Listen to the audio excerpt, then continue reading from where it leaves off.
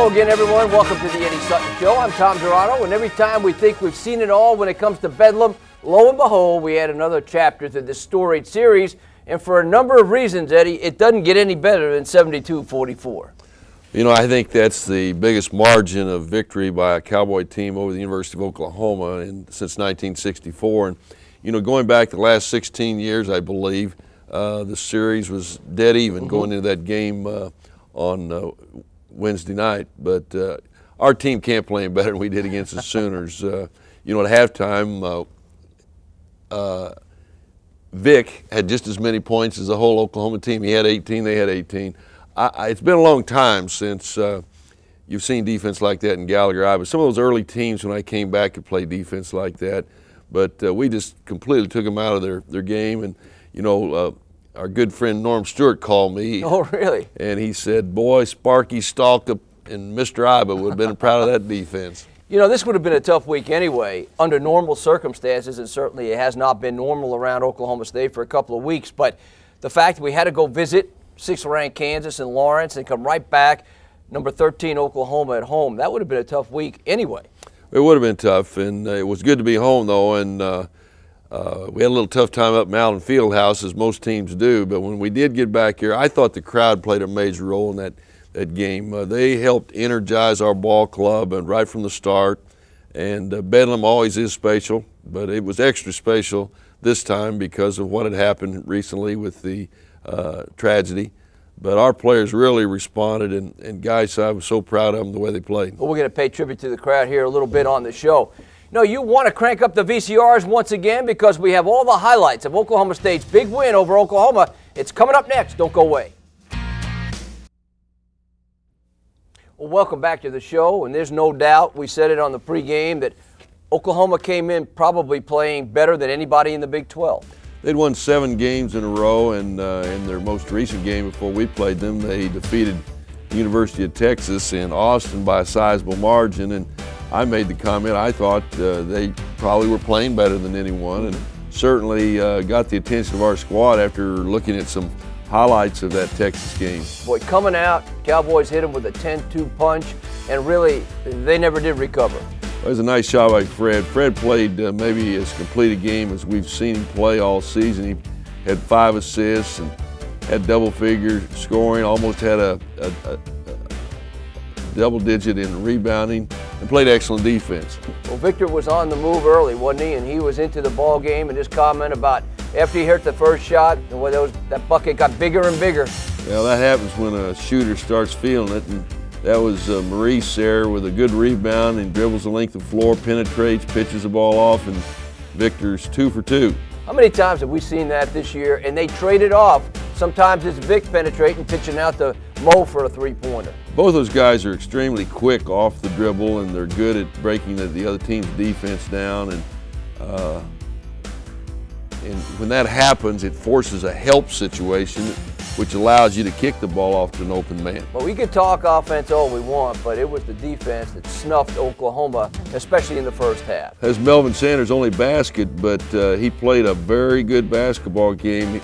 Johnson's one of their best players, and he held him to 12 points, but it took 12 shots for Johnson to get those 12 points. And Terrence came in and looked like he was quicker to me than he had been in the Nebraska and Kansas games before this. Nice face-up right there by Fred. And boy, that was so important, too, because even though the numbers don't just jump out and knock you down, Broxy, Crawford gave us some quality, and Jack gave us some quality time off the bench. Well, we got to have some help. We decided that we were going to have to substitute more. You just can't play people 37 to 40 minutes, and that's what we've been doing with Victor and Mo and Fred. And I really believe the time that the bench gave us really helped in a lot of ways. We had just about a 4 or 5 minute stretch where we didn't really attack either the soft man or a zone look, and didn't attack it very well. But so important was the fact when we weren't scoring, we weren't letting them score either. You know, we got the big lead, and normally a quality team like Oklahoma, you know, they're going to make a run at you sometime, but in that game, they never could get the run going because of our defense. Yeah, I think the best run they had, as I look at my sheet right here, is in the second half. They had a 7-2 run and they got back to within 18. So that shows you where the Cowboys were in control of the scoreboard throughout. There's another good example of penetrating pitch the ball, force the defense to help, and Fred hit it. There's Victor hitting another one of his two-pointers. What's this? This is right before the half, and they kind of bailed us out, gave Vic an opportunity to hit 2 free throws. His 2 free throws tied Oklahoma for the first 20 minutes. What did you think? You don't see that very often. Be honest now. What did you think? You're in the dressing room, you and your coaches, you're up 36-18. Nobody would have believed that. Well, I don't think anybody would have believed that we could hold Oklahoma to 18 points in the first half, and one player in our ball club would have the same number of points. All of us went into the dressing room, and I told the squad that was some of the best defense that I'd seen on this court for a long time. Reminiscent of some of those old days when we got after Kansas in here, Oklahoma. There was some real knockdown dragouts with those guys. Now, first 4 or 5 minutes of the second half is so crucial every time you play. We found out at Kansas it worked against us, but we never let Oklahoma get a run.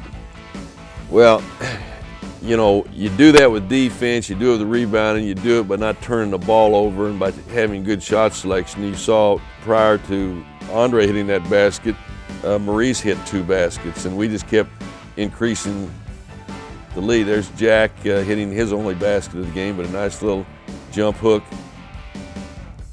It was obvious before the game and certainly obvious after that if you can control their 3-point shots, they were 2 of 13, keep them off the free throw line with regularity, they went there 17 times, they would have a hard time scoring a lot of points. We believe that Oklahoma has to hit trays on you, and they'd been doing a very good job of that in their most recent games, and we had been doing very poorly. We had given up 15 trays to the Cornhuskers and the Jayhawks. This game we gave up 1 in each half. Nice high-low pass.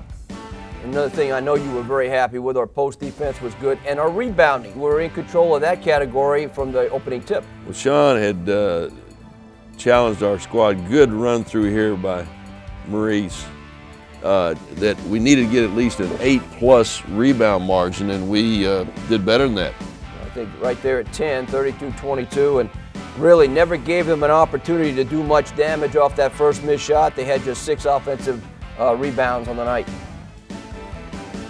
I hope that Victor can continue. That would be nice, wouldn't it? Get he and Mo lighting it up, and they're tough to cover. They're a lot quicker, I believe, than most people in watching them on film, and sometimes film is misleading. You know, we talked about this, and I really thought it was true the night before this game, just to let our fans know, every night before the game you have film watching, some in the area 10, 9:30, 10 o'clock, depending on what the game is the next day.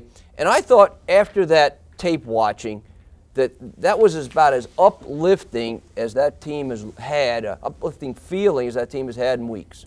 Well, I agree. You know, watching this squad since the accident, one day one player might be up, another one will be down.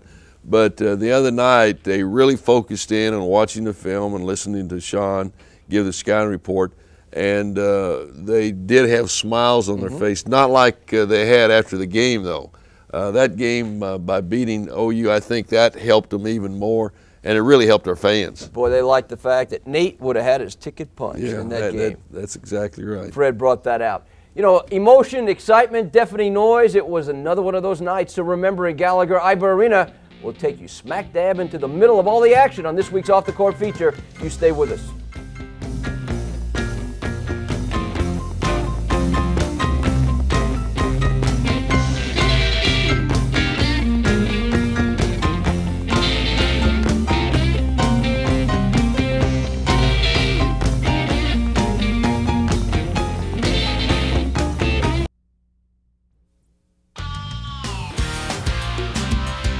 This is one of those games Oklahoma State fans will be talking about for years to come. As Eddie likes to point out, while the attendance was a sold-out 13,611, twice that many people will someday claim they were in the house the night the Cowboys beat 13th-ranked Oklahoma by 28 points. Sit back and enjoy another look at a very special night in Stillwater.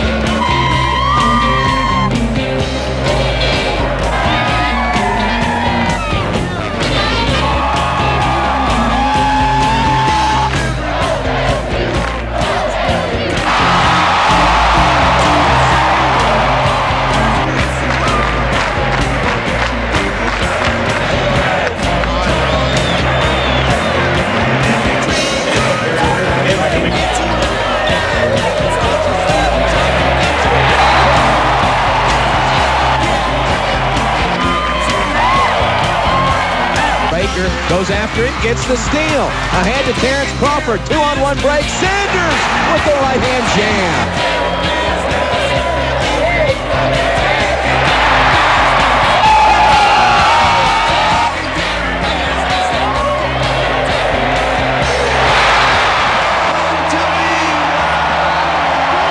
Right side to Sanders, to Jonzen in the paint. Loops the basket for the easy jam.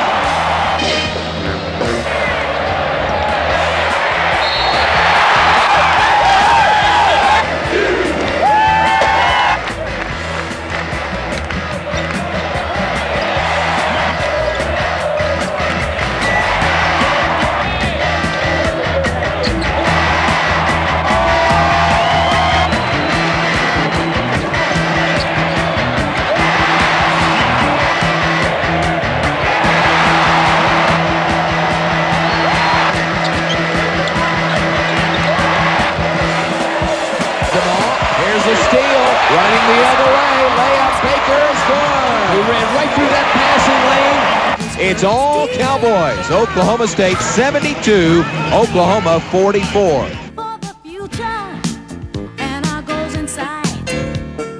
We know we don't get depressed. Here's what we call our golden rule. Yeah, I played great. Maybe the best defense we played on this floor in a long time. You guys just took it completely out of the game and played smart at the offensive end and played as hard as you can play the game. That's the way you should play all the time. You're back completely rich, you're back where you need to be.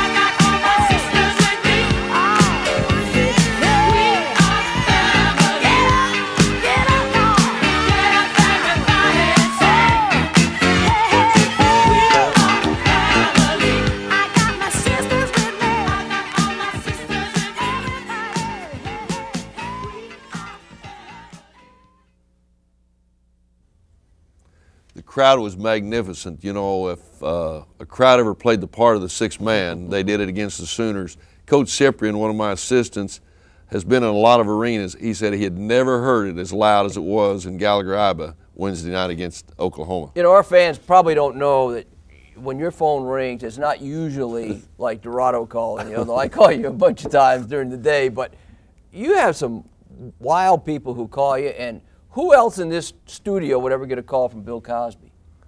Well, I had a nice conversation with him. You know, I got to know Bill when he was here and gave the concert. He used our dressing room, so I visited with him. I know he's a big basketball fan, a big Temple fan, a good friend of John Chaney's.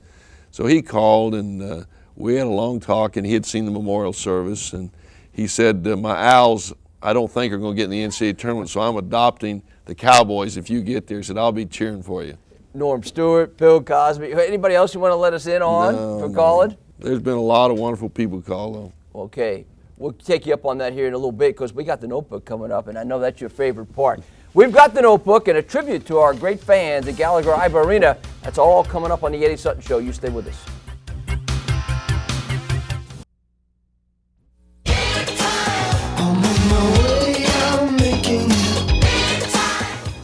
Well, at this time of the show, we usually honor a player as the big-time player of the week. We thought after the great support we got all year long, but especially against Oklahoma, we would pay tribute to our fans. I saw something happen here that used to happen at Arkansas all the time. Students came over the night before the game and camped out to get floor seats, and by the time we went over there for our shoot-around at 3:30, there must have been 500 students outside waiting to get in. I agree. The fans deserve the award. You know, that's a big reason, obviously, that we're 9-0 at home in the new building. But also now, that average is kind of sneaking up just under 12,000 a game, which is good for third in the conference. Well, you know, you got to go back to some of those non-conference games. Our student body wasn't here. Had the student body been here, you'd have probably had a sellout. Well, we're going to get to the Notebook right now. We got some items that I'm sure you'd like to comment upon. And the first item is our house. And even though teams have won 22 times on the road, which maybe in some years has been a lot, it is still difficult to win when you're not at home. Well, you look at any other conference in the country, and it's amazing how many times the home team wins. The Big 12 certainly has a great home court advantage. It used to be more so when it was just the Big 8. It's easier now and sometimes to go into Texas and play some of those teams because they don't have sellouts. But most of the places in the old Big 8, they were sold out every time you went on the floor. So the crowd plays a major role in allowing you to win at home. Been a lot of questions, a lot of speculation about the new date for the Texas Tech game. At this time, what do we know? What are the scenarios? Well, by the time this show is aired, there could be one or two things happen. Either that game would be played on March 5th, which is the Monday before the Big 12 tournament, which means that if you play that game, you might end up playing like 4 or 5 games that week. The other one would be that we would play it, I believe it's Monday the 27th of February. The 26th, right? 26th of February. And so I don't know. The conference office is going to have to make that determination. Okay, Texas at noon on Saturday, a little different start time there. And the standings that we'll show you here will indicate just how important this ball game will be. Well, Texas is always an important game because they have a quality program. But they beat us out on 7 or 8 down in Austin earlier. But you look at the standings, and we're bunched right in there with Missouri and Texas and even Oklahoma to some degree, all of us with 4 losses.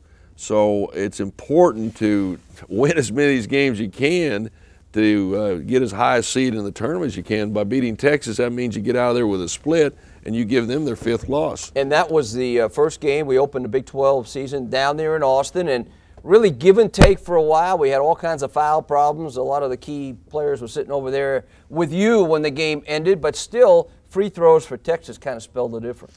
Well, you remember Maurice was on a tear at that time and was really carrying us, and when he fouled out, our team just kind of collapsed. But Texas, you know, they're a very good basketball team. I think they were picked either 3rd or 4th in preseason, and even though they lost Manecki and Mims, they still have a lot of thoroughbreds.